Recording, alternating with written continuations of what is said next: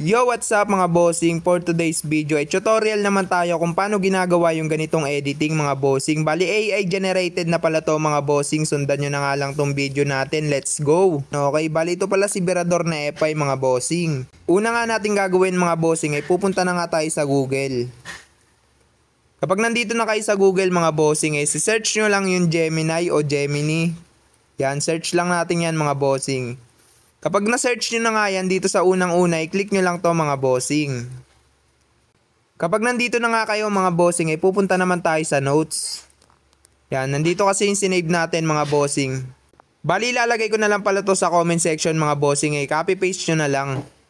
Yan, pagkatapos natin makopy mga bossing, balik ulit tayo sa may Google. Yan, ipipaste na natin dito mga bossing. Dito sa bandang left side mga bossing, may kita nyo yung plus sign na yan, click lang natin yan. Tapos, upload files. Yan, click lang natin yung upload files. Pagkatapos, photos and videos. Ngayon naman mga boss, maghanap tayo ng picture na pwede natin gamitin. Sample lang to mga bossing. Ito. Pagkatapos nyan mga boss, pipindutin na natin tong arrow sign sa may bandang right side. Yan, click lang natin yan. Yan, antayin lang natin mga bossing. Dahil naglo-loading pa. Ayan mga boss, di ba napakabilis lang, halos mga 10 seconds or 15 seconds lang makukuha nyo na agad yung pina-edit natin. Ayun mga bossing, napaka solid. Solid mga bossing.